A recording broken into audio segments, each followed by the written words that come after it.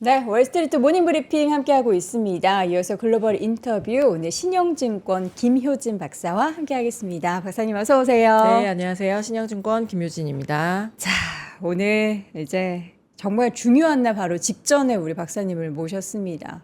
실적 발표를 다들 두근두근 하면서 기다리고 있어요. 근데 이제 워낙에 그 전에 우리가 실적 발표한 기업들이 네. 아무리 좋게 내용을 얘기해도 주가가 급락하고 막 그러다 보니까 이번에 빅테크 기업들의 실적 발표 요 2주는 어떨까 싶은데 박사님은 일단 어떨 거라고 좀 살짝 예상을 하고 계실지. 일단은 제 마음을 그대로 대변해 주신 것 같은데 네. 말 한마디 잘못, 단어 하나 이상한 거 들어가면 우리 주가가 또 이렇게 급락하진 않을까? 네. 그런 되게 떨리는 마음으로 저는 보고 있는데 일단은 실적 발표도 실적 발표이지만 그 전에 제가 지난주에 이야기 드렸던 거를 살짝 조금 리마인드 차원에서 말씀을 드리고 지금 시장이 어디에 와 있는지 그거를 먼저 조금 말씀드리고 네, 지나가는 게 좋습니다. 좋겠습니다. 네. 제가 지난주에 나와서 되게 이렇게 굳어 있는 얼굴로 우리 다 그랬죠. 예, 굳어 있는 얼굴로 되게 급격하게 30% 정도 하락을 했는데 폭으로 보면은 거의 빠질 만큼 빠진 것이 아닌가. 다만 올라가더라도 예쁜 모양으로 가파르게 올라가기는 어려울 것 같다라는 네. 이야기를 드렸었습니다. 제가 그렇게 말씀드렸던 배경은 장표를 한번 같이 보시면 좋을 것 같은데요.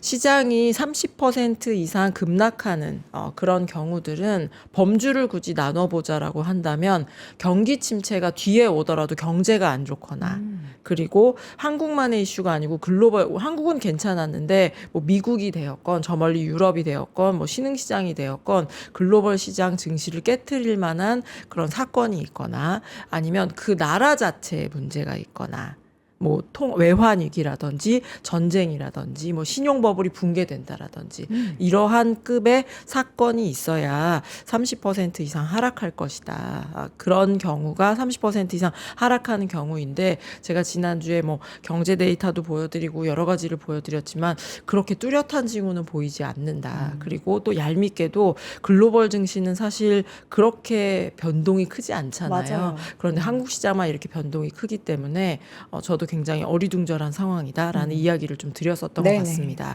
그래서 지금 30% 하락하고 이제 반등이다라고 이야기하기는 좀 섣부르지만 좀 바닥은 잡아가고 있는 국면이 아닌가라는 이야기를 드릴 수 있을 것 같아요. 어제 또 올랐고 그러니까 어제 한국 증시 좀 오랜만에 상승을 했고 어제 밤에 반도체 관련된 주식도 나쁘지 않았었기 때문에 이거 이제 다시 반등하나라는 생각을 좀 많이 하실 것 같은데 네. 제가 좀 말씀드리고 있는 거는 예쁘게 올라가기는 좀 확인할 것들이 많다라는 이야기를 드렸었습니다. 예쁘게 올라가기에는 조금 예, 뭔가 확인할 것들이 많고 우리가 이제 오늘 이야기를 나눌 빅테크들의 실적도 네. 잘 나올지 그리고 이 실적 안에 우리한테 조금 우호적으로 반도체 산업 입장에서 좀 우호적으로 해석할 것들이 있는지 그런 거를 좀 봐야지 될 것 같고 또 아마 제가 다음 주에 나와서 이야기 드리게 될 것 같은데 FOMC도 다음 주에 있거든요. 그래서 미국에서 기준금리를 어떻게 결정할지 다음에는 어떻게 한다라고 이야기하는 건지 그것도 좀 봐야지 되고 국내적으로는 이거를 한번 봐야지 될 것 같습니다. 정부에서 단일 종목 레버리지 ETF에 대해서 이 예치금을 좀 상향을 하고 좀 점차적으로 이거를 좀 뭐 광고도 제한하고 여러 가지 규제를 발표를 하기는 했는데요. 이미 산 물량들이 있거든요. 네.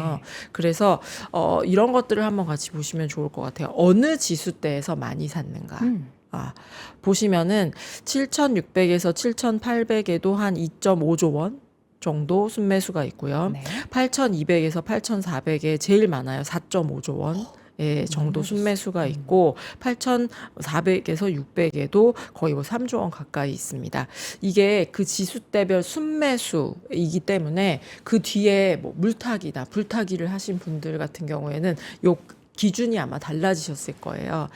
그럼에도 불구하고 드리고 싶은 말씀은 우리가 지금 힘을 내서 이제 반등을 해야지 되는데 7천 후반대가 되면 본전을 가신 분들이 있단 말이죠. 팔고 그러면은 지난 3주 너무 길었어. 그러면서 이렇게 물량을 내놓는 분들이 생기지 않을까라는 생각이고 네. 그리고 특히 이제 8천 초반 중반대로 가면 더 많은 물량들이 순매수 금액으로 잡혀 있기 때문에 요 지수대쯤에서는 우리 매물출회라고 하죠. 매물들이 그동안 잠겨 있던 매물들이 나올 가능성들이 있기 때문에 그래서 이렇게 확인해야 될 이벤트 그리고 단일 종목 레버리지의 요 지수대별 물량들을 놓고 보면은 이게 이렇게 가파르게 올라가기보다는 조금 변동성을 주면서 이렇게 지글지글 올라가는 흐름들이 나타나지 않을까라고 저는 생각을 하고 있습니다. 자, 지금 우리가 이제 반등을 했지만 요 이제 다양한 이슈들도 당연히 중요하지만 이제 매물대 출회에 대한 이 매물 출회에 대한 가능성을 염두해야 되는데 고 이제 지난주에 한번 보여드렸던 지수대 7,600에서 800 네. 그리고 8,200에서 8,400 그게 이제 우리는 어떻게 보면 요걸 소화를 잘 해낼 수 있느냐가 시험대인 것 같습니다. 이 수급도 수급인데 사실은 소화가 잘 될까요? 안 될까요?는 우리가 이제 오늘 이야기 나눌 네. 빅테크 실적이 잘 나오면 뭐 너끈하게 소화할 수 있는 거고요. 또 FOMC에서도 우리 기준금리 뭐 올리기는 뭐 올릴 건데 그렇게 뭐 급하게 올리진 않을 거다 아니면 좀 보면서 판단하겠다 뭐 이런 정도의 이야기를 해주면은 아마 좀 좋은 분위기가 나타날 수 있을 것 같은데 일단 오늘 밤에 아까 박명석 큐레이터님도 잘 이야기해 주셨는데 오늘 밤에 이제 구글을 시작으로 해서 거의 일주일 정도 기간에 걸쳐서 빅테크들이 실적 발표를 하죠. 네. 근데 사실은 이 수요에 대해서 꺾일 거냐 안 꺾일 거냐 뭐 투자 가이던스를 줄일 거냐 안 줄일 거냐 이런 전체 숫자도 중요한 것 같아요. 그런데 저는 이렇게 이번 주에 이제 뭐를 나와서 여러분한테 말씀을 드리지라고 하면서 좀 이들의 재무제표 그리고 이 컨퍼런스 콜이라고 해서 실적 발표를 하고 나면 연준 기자회견 하는 것처럼 나와서 설명을 해주잖아요. Q&A도 하고 그래서 이런 것들을 보면서 저 예전에 사원 대리일 때 FOMC 끝나고 새벽에 일어나서 했던 일들이 생각나더라고요. 그때 어떻게 일을 했었냐면 2011년 전에는 기자회견이 없었어요. 네. 그래서 요 종이 한 장만 나오거든요. 그래서 한 4-5 단락 정도 되어 있는데 그때는 지금 옛날 생각나네요. 구글 번역이 없었어요. 그래서 그럼- 정말로 그거를 저희 중고등학교 때 공부하듯이 해석을 해야 되거든요. 밑줄 해석을 해야 긋고 되고 달라진 예, 거 정말로 보고. 형광펜 칠해가면서 이렇게 해야지 되고 그리고 굉장히 많이 뭔가 문구나 결정을 바꾸는 달도 있지만 되게 애매하게 뭐 반 문장 반줄 아니면 단어를 하나 바꿀 때가 그쵸. 있어요. 그래서 우리가 저는 영어를 사실 잘 못하는데 이게 대충 이런 뉘앙스인 것 같은데 맞나? 나 이렇게 자료를 써도 되나? 이렇게 판단을 해도 되나? 되게 걱정을 하면서 그렇게 문구를 뜯어봤던 그런 기억이 나더라고요. 네. 왜 이런 말씀을 드리냐면 전체 투자가 얼마나 늘어날 겁니다. 에서 우리 투자자들이 안심을 굉장히 할 수 있을까? 저를 포함해서 그 단계는 좀 넘어선 것 같아요. 이제 그거는 어떻게 보면 당연한 거고. 예, 지금까지 투자 가이던스라고 하죠. 우리 얼마나 투자를 더 늘리겠어를 계속해서 상향을 해왔었고, 그리고 그래서 그 정도로는 성이 안 찰 만한 환경이 아닌가라는 생각이고, 그리고 우리가 지난 몇 주 동안에 마음의 상처를 많이 입었잖아요. 맞아요. 그래서 그냥 단순히 투자를 늘리는 거를, 그러니까 이럴 때는 사람들이 질문을 되게 집요하게 할 수 있는 상황인 것 같아요.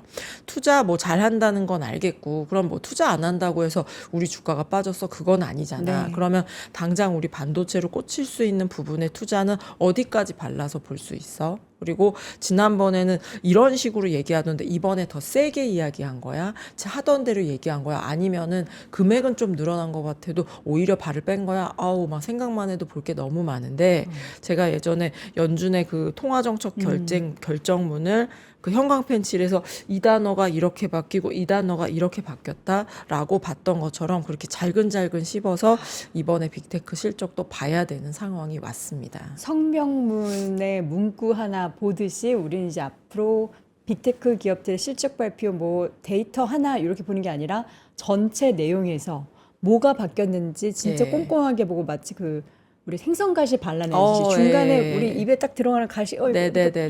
이런 식으로 지금 예. 봐야 된다는 건데 그럼 그 포인트들을 우리 맞아요. 박사님 뭘 보실 예. 예정이세요? 그래서 사실은 뭐 빅테크가 돈을 벌고 네. 있냐, 뭐 ROI가 좋냐, AI가 정말로 돈을 벌고 네. 있냐, 반도체 주문은 얼마나 할 수 있냐, 뭐 감가상각 어떻게 할 거냐.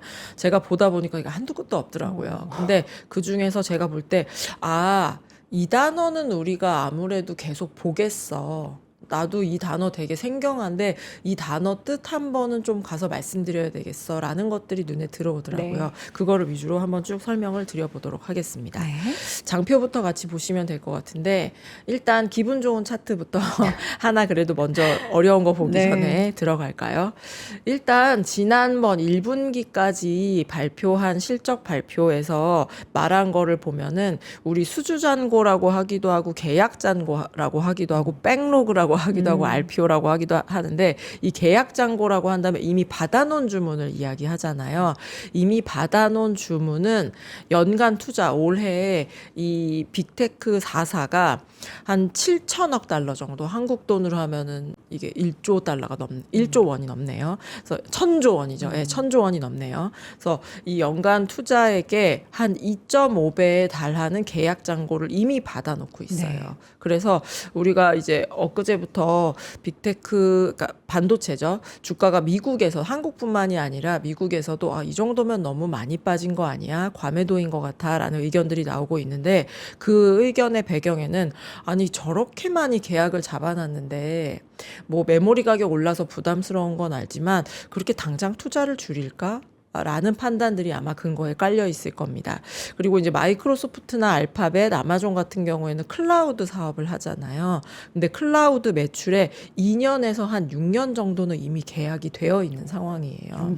장사를 하는 사람 입장에서 저렇게 내가 투자하는 금액의 한 3배 정도가 이미 계약에 주문서를 받아놓은 상황이고 클라우드 매출에 막 2년에서 6년치 계약되어 있으면은 너무 이제 배 두들기면서 너무 행복할 것 같네요.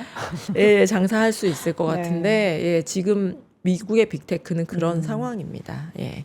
그래서 지금 저는 뭐 결론에서 다시 한번 말씀드릴 수 있을 것 같은데 당장 투자를 그렇게 줄이거나 다른 우리를 막 골탕 먹일 것 같지는 않아요. 결과론적으로 우리가 골탕 먹을 그런 실적 발표가 이번에 되지 않을 거라고 생각하는데 이 네. 계약 잔고가 많이 쌓여 있다라는 점. 그렇죠. 그래서 이번에 실적에서도 사실 얼마가 우리가 계약을 할 거예요. 얼마나 자신 있게 이야기하는지는 이 실적 발표 때 나오는 숫자들 그리고 컨퍼런스 콜에서 많이 이야기를 하더라고요. 그래서 이 컨퍼런스 콜에서 아마 굉장히 중요한 부분이기 때문에 질문을 할 겁니다. 지난번에 한 3년치 투자액에 한 3년치 정도 계약 잔고 잡혀 있었다라고 하는데 네. 이번에는 그게 더 늘었습니까? 줄었습니까? 라고 아마 질문을 할 테니까 이런 것들이 좀 늘었는지 줄었는지 저희가 좀 중요하게 봐야 되는 포인트다라는 거고 여기서부터 말씀드릴 부분은 약간 기업별로 어떤 특성을 가지고 있는지를 좀 말씀드려야 될 것 특성? 같아요. 네. 제가 아까 연준에서 어떤 단어를 쓰는지 어떤 뉘앙스로 이야기하는지 비교했던 게 생각납니다라고 이야기를 드렸는데 네. 우리가 연준 위원들 이야기할 때도 누구는 이 사람은 비둘기파인데 이 정도로 얘기하면 되게 세게 얘기한 건데 이 사람은 매파인데 이렇게 얘기하면 이거 엄청 금리 내리는 건가? 저 사람이 저 정도로 이야기할 거라면 뭐 우리가 이런 식으로 그 사람의 성향, 연준 위원 개개인의 성향에 따라서 나오는 숫자들이나 결정이나 멘트들을 분석하기도 그쵸. 하잖아요. 그래서 우리는 퉁쳐서 하이퍼스케일러들이 투자를 많이 하나 보네. 라고 하고 있지만 마이크로소프트부터 메타, 아마존 이런 기업들은 사실은 하는 장사들도 조금씩 영역이 다르고요. 그쵸. 어떤 사람은 돈이 더 많고 어떤 사람은 조금 쪼달리고 그래서 결이 다릅니다. 맞아요. 그래서 우리가 이 투자를 볼 때도 어떤 기업은 좀 덜 투자를 덜 세게 한대요. 그러면 우리 일단 실망스럽죠. 근데 보니까 저 기업은 원래도 돈이 조금은 간당간당했어. 아니면 지금 말씀드릴 마이크로소프트는 사실 돈이 제일 많아요. 네. 돈을 제일 잘 벌고 돈이 제일 많고 그리고 최근에 배당도 그러니까 돈을 많이 벌면서 투자도 많이 하면서 배당, 그러니까 자사주 환원도 많이 하고 주주 환원도 많이 하고 있거든요. 네. 그래서 지금 가장 많은 돈을 가진 기업이다라고 이야기를 할 수 있을 것 같은데 만약에 마이크로소프트가 투자에 대해서 약간 뜨뜻미지근하게 이야기한 거예요. 그렇지는 않을 거라고 저도 생각하시고 네. 말을만 해도 되게 주시네. 아차쉽네요. 네. 예. 그렇지는 절대 않을 네, 거라고 네. 생각하지만 마이크로소프트가 좀 약하게 얘기한 거예요. 그러면 사람들은 마이크로소프트가 돈이 제일 많은데 투자에 대해서 저렇게밖에 이야기를 안 한다고? 그럼 다른 기업들은 어쩌자는 거지? 우리가 이런 식으로 해석을 할 수 있겠죠. 근데 이제 잣대를 각 기업에 대야지 이거를 얘네가 마이크로소프트가 얘기한다고 다른 쪽도 하면서 우려를 할 필요는 없다라는 게 골자신가요? 아니면은 각각의 기준을 다 다르게 봐야 되기 때문에 각각의 요거, 네. 각각의 기준은 다른데 제가 볼 때는 좀 더 직설적으로 이야기 드리면 빅테크들이 말씀하신 것처럼 이렇게 동시에 투자를 줄인다기보다는 돈이 가장 적은 기업은 지금 아마존이거든요. 그리고 지금까지 가장 공격적으로 해왔던 네. 기업은 메타이고 네. 또 클라우드 사업도 하지 않으니까. 그래서 아마 굳이 생각을 해보자라고 한다면 아마존이 투자에서 가장 조금 보수적으로 할 수밖에 없지 않을까. 돈이 가장 적으니까. 네. 그리고 가장 마지막 순간까지 좀 누가 공격적으로 투자를 할 수 있을까라고 하면 저는 마이크로소프트인 것 같다라는 이야기를 드려요. 왜냐하면 장표를 보시면 오늘 약간 처음 볼 수 있는 데이터를 몇 개 보여드리려고 하는데 이건 뭐죠? 이거는 영업현금 대비해서 투자를 얼마나 하고 있는지입니다. 그러니까 내가 가진 현금 대비해서 얼마나 많은 돈을 우리 캐펙스라고 하죠.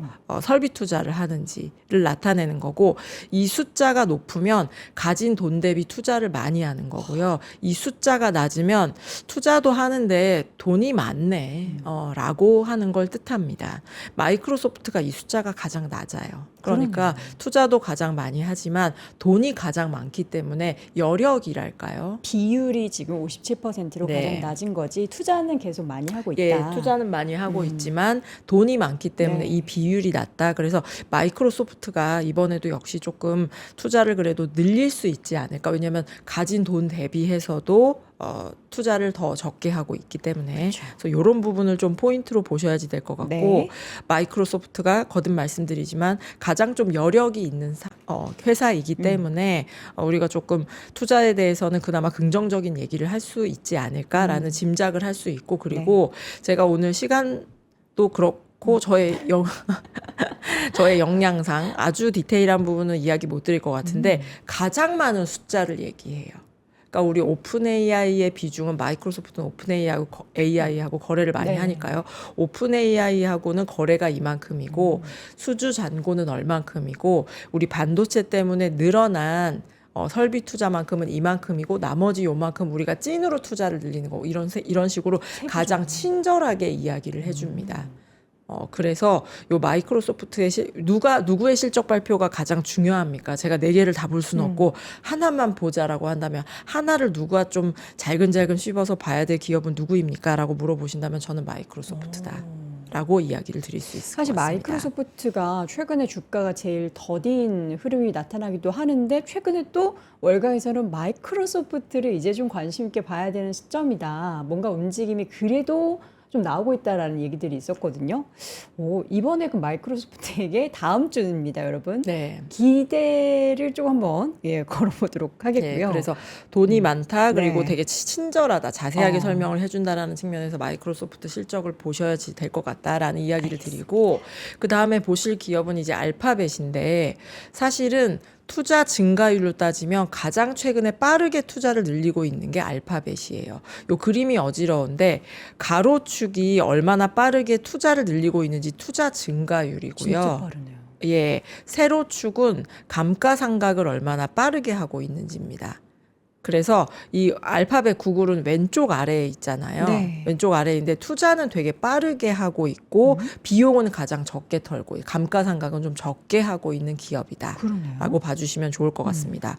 오늘 감가상각은 제가 길게 이야기는 드리지 못할 것 같은데 회사마다 이 감가상각을 어떻게 하는지 사실은 이 반도체를 사고 전력망을 깔고 부지를 임대하고 이게 돈이 한두 푼 드는 게 아니잖아요. 근데 이거를 어느 기간 동안에 털 것인가 장부상 감가상각을 얼마나 빠르게 할 것인가 느리게 할 것인가 이런 것들을 경영상의 판단이긴 한데 되게 중요한 쟁점이더라고요. 그런데 알파벳 같은 경우에는 좀 적게 털면서 적게 감가상각을 하면서 이익이 좋은 쪽으로 지금 선택을 해서 그런 식으로 장부에 반영하고 있다라고 봐주시면 좋겠습니다. 이게 뭐가 좋다라고 판단하기가 참 어렵네요. 그래서 월가에서도 말이 많더라고요. 사실은 이게 감가상각을 빠르게 한다라는 건 어떻게 보면 약간 자신감의 표현일 수도 있거든요.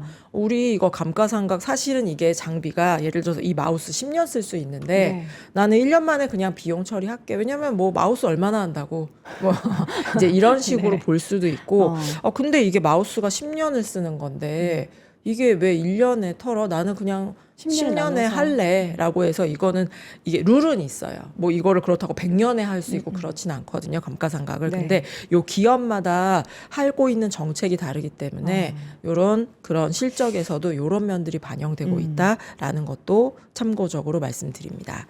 세 번째로 말씀드릴 부분은 메타인데 가장 빠르게 설비 투자 증가율이 늘어나고 있는 기업은 알파벳이지만 가장 공격적으로 투자를 하고 있는 것은 사실은 메타인 것 같아요. 몸집에 대비해서. 그리고 마이크로소프트, 구글, 알파벳 같은 경우에는 자기들이 클라우드 사업을 하죠. 저도 클라우드 쓰는데 아마 많은 분들이 쓰실 겁니다. 네. 그래서 투자하는데 돈도 많이 들고 자기네들 이제 뭐 여러 가지 개발해야 돼서 R&D 비용도 많이 들지만 클라우드 사업을 할 수 있기 때문에 사실은 소비자에게 약간은 정가할 수 있는 루트가 있는 거죠. 왜냐면 우리 죄송한데 클라우드 좀 비용 구독료를 올릴게요. 왜냐면 칩 가격이 너무 오르고 전기 가격이 너무 올라서 어쩔 수가 없습니다라고 하면서 이 전가를 할 수 있는 루트가 있거든요.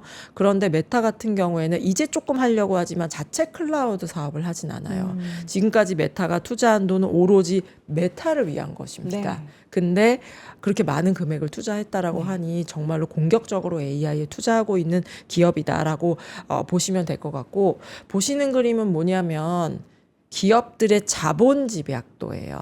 오늘 처음 들어보는 단어 좀 많이 나오네요. 네. 자본 집약도인데 이게 뭐냐면 매출 1달러를 만드는데 얼마나 많은 설비 투자를 해야 되는지, 유형 자산에 대해서 투자를 해야 되는지를 나타낸 비율 지표라고 보시면 될 것 같고, 네. 이 선들이 위로 쭉 올라가고 있고 메타가 가장 높이 있는데 이게 숫자가 높으면 높을수록 매출을 일으키는데 설비 투자를 많이 해야 돼서 기업이 조금 무거운 구조라는 걸 뜻합니다. 근데 약간 메타는 이거 페이스북하고 인스타하고 네. 그거 하는 건데 설비 투자를 가장 많이 해야 된다고? 네. 라고 생각하시겠지만 AI에 그만큼 지금 AI 인프라를 까는데 많은 돈이 들어가고 있고 메타는 이게 플랫폼 기업이라고 해야 될지 아니면 무형자산 기업이라고 해야 될지 사실은 메타가 무슨 설비 투자야 라고 생각하신 분들 있으실지도 모르겠지만 자체 AI의 그 모델 그리고 뭐 클라우드, 자체 클라우드요. 나를 위한 클라우드에 되게 공격적으로 투자를 하고 있는 기업이다라고 보시면 될 것 같습니다. 그래서 우리가 주가가 하락하기 시작할 때쯤 이런 소식이 있었어요. 메타가 남는 자기를 위해서 클라우드를 이렇게 저렇게 하고 있는데 그거 좀 남는 거를 임대한대. 이 하이퍼스케일러들 혹시 수요가 별로 없어서 이 남는 것까지 임대해줘야 될 정도의 상황이 아닌가라는 걱정이 우리 주가가 급락하기 좀 그 시점에 나왔었죠. 네, 근데 네. 이렇게 얘기를 들어보면 메타가 뭔가 뉴스가 많아요. 그게 메타가 장사를 못하고 있거나 기업이 뭐 우왕좌왕하거나 그런 게 아니라 이미 자기의 체격 그러니까 몸집이죠. 몸집 대비해서 거의 가장 높은 자본 집약도, 즉 많은 돈을 이미 투자해놨기 때문에 이거를 이렇게 하면 조금 더 효율적일까? 이렇게 돌려야 될까? 저렇게 돌려야 될까? 이런 것들을 좀 많이 시도를 하고 있다라고 그러네요. 이해를 해주셔도 좋을 것 같습니다. 그러면 이렇게 무거운 그런 상황에서 네오클라우드처럼 이렇게 일부 잉여 데이터를 뭔가 나눈다라는 거는 회사 입장에서는 굉장히 또 가벼워지는 그 과정의 일환이라고 볼 수 있겠네요. 예, 그 시각은 좀 갈리고 있는 것 같아요. 그래도 장사가 잘 되면은 빌려줬겠어? 내가 쓰겠지. 라고 하는 시각도 있고 말씀하신 것처럼 지금 워낙 돈이 많이 들어가니까 이렇게 아주 타이트하게 요만큼이라도 노는 거 없이 그리고 더 많이 돈을 버는 쪽으로 우리는 해야겠어 라고 하는 시각들도 네. 섞여 있는 것 같습니다. 아마존도 볼까요? 예. 지금 가장 조금 현금이 쪼들리는 기업은 아마존이에요. 네. 근데 아마존은 원래 비즈니스를 할 때도 그렇게 현금을 늘리기보다는 우리는 잉여 현금 쌓아놓고 자사주 매입하고 그런 액션보다는 투자를 그냥 뭐 물류 투자, AI 투자 이런 식으로 실물 투자를 많이 하는 기업의 성향이긴 해요. 그런데 최근에 미국의 소비 지표가 그럭저럭 나오는 것 같지만 물가가 많이 올라서 사실 유통 소매업들이 경영 실적이 좋을 만한 상황은 아니거든요. 그리고 AWS 쓰시는 분 있으실 것 같기는 한데 기업이 많이 다른 클라우드에 비해서는 이렇게 엄청 선전하고 있지는 못한 상황입니다. 그래서 장표를 보시는 것처럼 이게 기업들의 잉여 현금 흐름인데 밑으로 내려가면 돈이 없어지기 시작하는 거, 위로 올라가면 그래도 돈이 계속 쌓이고 있네라는 거를 뜻한다라고 보시면 될 것 같은데 아마존만 마이너스예요. 그러네요. 네, 아마존은 근데 예전에도 마이너스 갔다가 플러스 갔다가 이제 왔다 갔다 업황에 따라서 왔다 갔다 하는데 최근에 아마존은 잉여 현금 흐름이 마이너스로 들어가 있는 그런 상황입니다. 그래서 만약에 아마존이 약간 뜨뜻미지근하게 투자에 대해서 다른 기업들 다 공격적으로 얘기하는데 가장 덜 공격적으로 얘기했다라고 한다면 아마존이 돈이 없어서 그렇구나라고 이해해 주시면 좋을 것 같고 그런 반대로 아마존이 그래도 투자를 우리는 계속 하겠대요. 그러면 돈이 저렇게 없는데 투자를 할 정도로 AI를 굉장히 강하게 보고 있구나라고 또 우리가 해석을 하면 되겠다라고 배경 지식을 알아주시면 좋겠습니다. 얼마 전에도 회사채 발행 뭐 하는데 뭐 올해 마지막이야 네. 하면서 이제 회사채 발행을 하기도 했는데 지금 다음 차트를 보니까 와, 차입금이 아마존이 제일 많네요. 예. 그래서 여도원 앵커님 꼭 집어주신 것처럼 기업별로 최근에 현금들이 그렇게 예전처럼 늘어나는 속도가 가파르진 않아요. 네. 현금은 계속 쌓이고 있습니다. 쌓이고 있지만 예전에 현금이 어제 100만 원, 오늘 200만 원, 내일 300만 원 그렇게 쌓이던 증가 속도에 비해서는 낮아지고 있고 이 AI에 대해서 투자가 한두 푼이 들어가는 게 아니기 때문에 기업들이 돈을 좀 땡기고 있죠. 그래서 은행에서 융자를 받거나 아니면 회사채 발행을 많이 해요. 네. 그래서 가장 많은 돈을 땡긴 기업은 지금 잉여 현금 흐름이 마이너스로 들어간 아마존 그리고 알파벳도 회사채 발행 시장에서 굉장히 소화 잘 되고 있는데 예 그래서 아마존과 알파벳이 가장 투자를 장기 차입금 그러니까 회사채 발행이던 대출이 되었건 돈을 많이 땡긴 기업이다라고 봐주시면 좋을 것 같습니다. 네. 이게 제일 궁금합니다. 각 기업별로 지금 메모리 가격에 대해서는 어떤 코멘트들, 어떤 식으로 이렇게 좀 대응을 하고 있는지, 빅테크 기업들이 메모리 기업들에 대한 영향력이 진짜 크잖아요. 좀 가격 비싸서 우리 좀 부담스러워라는 네. 얘기 조금이라도 하면 막 휘청이고 하는데 맞아요. 좀 어떤 상황일까요? 이 메모리 가격에 대해서 이 하이퍼스케일러들이 어떻게 이야기하는지가 진짜 아다르고 어다르다고. 이번에 분명히 예, 얘기할 텐데. 뉘앙스에 따라서 굉장히 다르게 이야기할 수 있는 상황인데 지난번에 어떻게 이야기를 했는지를 제가 한번 정리해서 가지고 왔어요. 메타랑 마이크로소프트 같은 경우에는 특히 메타 같은 경우에는 메모리 가격 너무 올랐어. 나 그래서 너무 부담스러워. 라고 하면서 좀 직설적으로 이야기를 하긴 했는데 그 뒤에 나오는 문장이 더 중요했던 것 같은데 부담스러워. 그래서 투자를 더 늘릴게. 돈 더 쓸게. 예, 라고 돈 더 쓸게라고 이야기했던 게 메타. 그리고 마이크로소프트도 우리 많이 메모리 가격이 올라서 투자를 늘리기는 하는데 이게 Q에 그러니까 전체 금액이 그러니까 전체 물량이 줄어든다라기보다는 우리 계속해서 투자 계획을 늘려 잡겠어라고 우리 입장에서는 조금 안도감 네. 있게 이야기해 준 게 메타와 마이크로소프트였고요. 아마존 같은 경우에는 이게 칩을 구하는 게 더 관건, 가격도 가격인데 칩을 확보하는 게 더 문제다. 다른 기업들보다 이 AI 인프라 투자에서는 약간 반보 늦었다라는 평가를 받고 있기 때문에 거래선이 다양하지 않아요. 그래서 HBM 확보가 더 문제다라고 이야기를 했었고 오늘 밤에 발표할 알파벳 같은 경우에는 사실은 가장 얘기를 조금밖에 안 해줘요.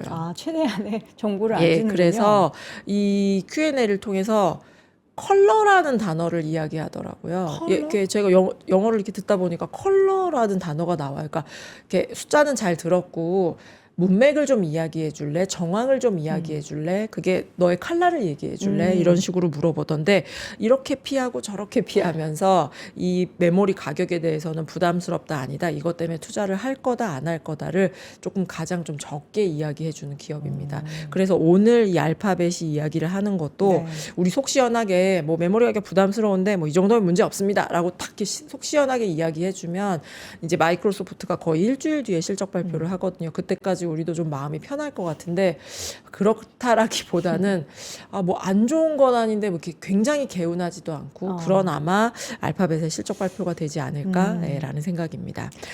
사실은 오늘 제가 되게 여러 가지 새로운 단어들을 이야기를 드렸는데 네네. 이게 마지막으로 처음 들어보실 만한 이야기인 것 같습니다. 바로 구성비? 단수명 자산. 단수명 자산? 네, 이건 굉장히 생소하실 것 같아요. 네. 그러니까 만약에 하이퍼스케일러들이 투자를 뭐 1조 달러를 한대요. 네. 그럼 금액이 들어서 와 좋은데 막 뜯어봤더니 데이터 센터 부지, 전력 이런 거에만 돈이 엄청 많이 늘어나고 네. 칩 구매에는 하나도 늘어나지 않은 어. 거예요. 그러면 이게 악재라고 볼 수 없지만 그 투자가 늘어나서 우리가 와 했던 것만큼 호재로 해석하기도 어렵겠죠. 그쵸. 그래서 요거에 대한 구성이 중요한 것 같아요. 그러니까 네. 우리 반도체 기업에 얼마나 꽂힐 수 있는가가 중요한 것 같은데 지금 단수명 이래서 단수명이 뭐야?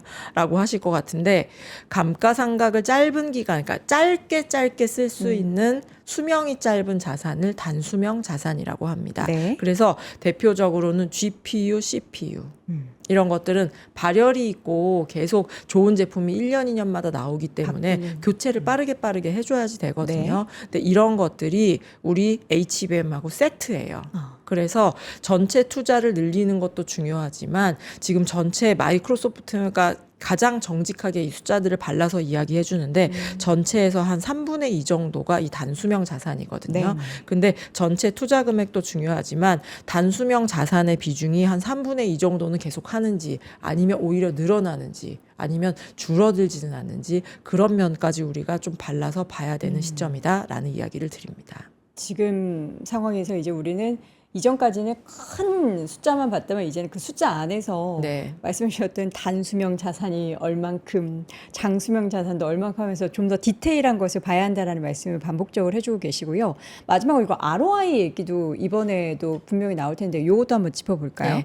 시간이 좀 많이 갔는데 네. 사실은 가장 중요한 거는 뭐 단수명 자산이고 자본 집약도고 뭐 이렇게 다 중요한 거 행간음이 다 알겠는데 결국 AI가 돈을 벌어야 투자를 늘리던 HBM을 더 사건 말건 할 거 아니에요. 네.